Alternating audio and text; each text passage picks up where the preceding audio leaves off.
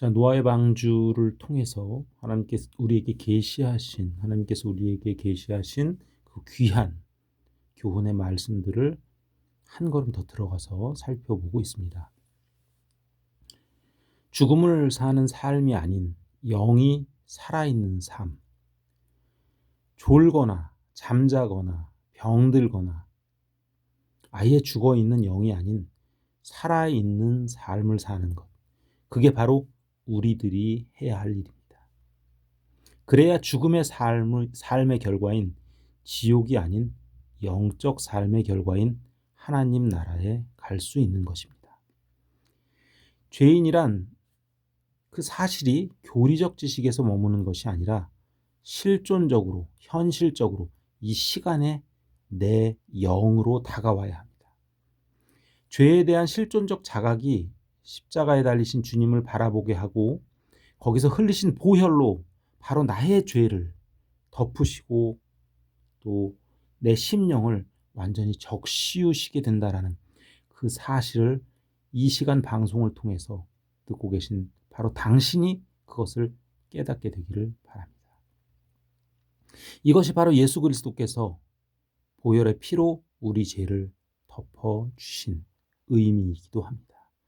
아담과 하와가 선악과를 탐하고 그래서 죄의 수치심을 느끼고 하체를 급하게 무화과 나뭇잎을 따서 가렸지만 그것은 햇볕에 말라 비틀어지면서 부스러지는 그 장면은 바로 인간이 자신의 죄를 살짝 덮고 가린 채 나는 형법상 처벌받을 일이 없어, 그리고 수사 대상이 되지 않도록 증거를 남기지 않았어 라고 생각하면서 이 땅에서 우리 모두가 죄를 짓고 살고 있지만 언젠가는 무화과 나무의 잎처럼 부스러져서 우리의 죄와 수치가 만천하에 드러나게 될 수밖에 없다는, 즉 인간의 능력으로 죄를 덮을 수 없다라는 것을 상징하기 위해서 창세기에 기록하셨다는 그 부분도 잊으시면 안 됩니다.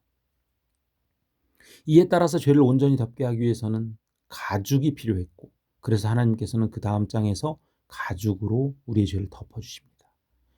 앞서 말씀드린 바와 같이 가죽은 어떤 생명의 희생이 있어야만 얻을 수 있는 결과물입니다.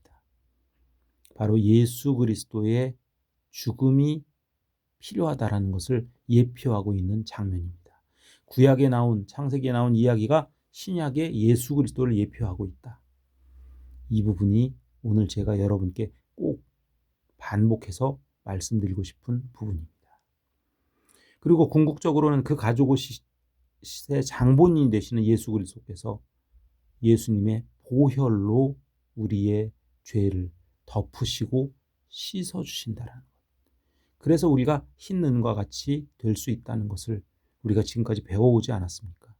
그런데 그 의미가, 구체적인 뜻이 무엇인지 모르고 살아온 것뿐입니다. 물론 많은 것을 공부하셔서 잘 알고 계시는 성도님들도 계시겠지만 그렇지 못한 성도님들의 비율은 상상을 초월합니다.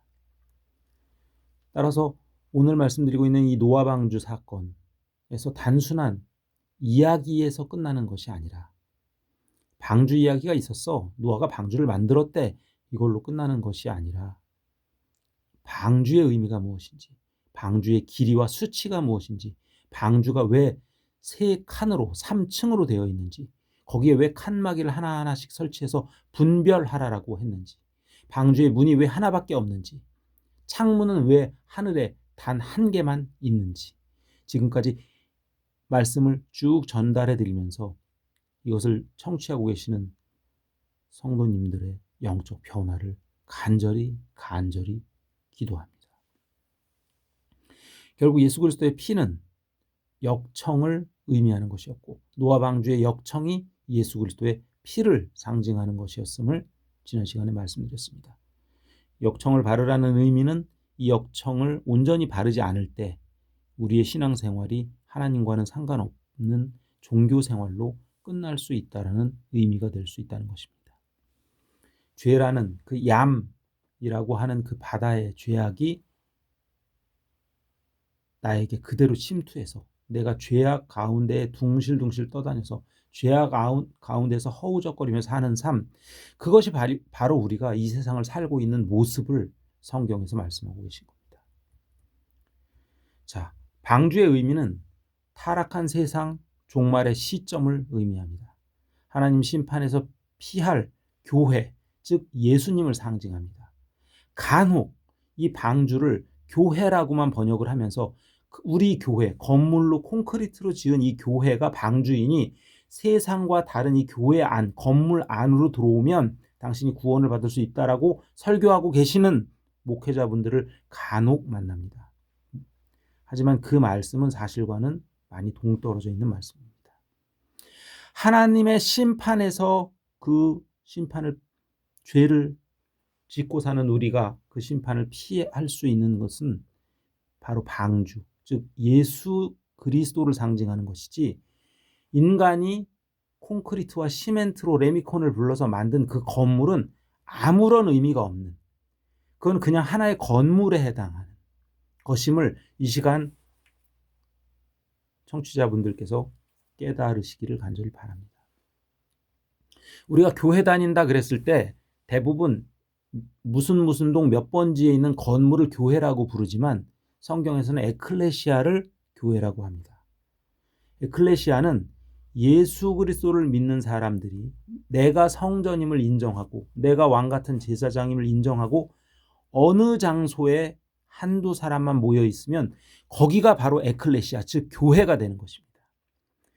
콘크리트 건물은 교회가 아닙니다. 그건 성전도 아닙니다. 성전은 이미 예수님의 말씀에 따라 모두 무너져서 돌 위에 돌 하나도 남지 않게 된 것입니다. 그래서 예수 그리스도께서 이 성전을 허물고 내가 3일 만에 새로 짓겠다라고 말씀하셨을 때 모든 유대인들과 대제사장들과 바리새인들이 놀랐습니다. 3일 만에 이 40년 50년 걸려서 지은 이 성전을 네가 어떻게 짓느냐라고 반문하면서 말이죠. 예수님이 말씀하신 사흘 안에 내가 이 성전을 모두 허물고 사흘 안에 짓겠다라고 하는 그 사흘은 예수 그리스도께서 부활하시는 3일을 말하는 것입니다. 그것은 바로 그 구절에도 예수님께서 직접 말하셨죠. 성경을 통해서. 자, 이제 성경을 모두 문자 그대로 보시는 습관은 완전히 내려놓으시고, 아니 완전히 버리시고, 예수 그리스도께서 성령으로 우리에게 계시하고 계시는 말씀임을, 성경책이 단순한 서적이 아니라 하나님과 나와의 대화의 유일한 창구임을, 창문임을, 그것을 반드시 깨닫고 성경을 보시는 여러분들이 되시기를 간절히 원합니다.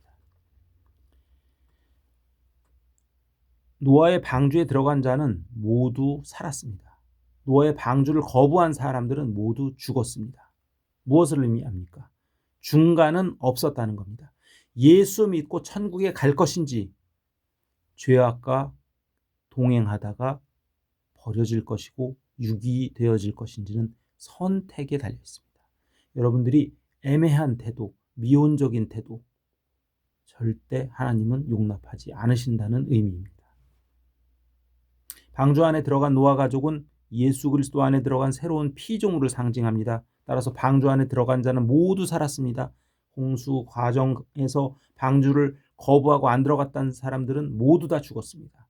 중간은 없었습니다. 다음 시간에 이어서 말씀드리겠습니다.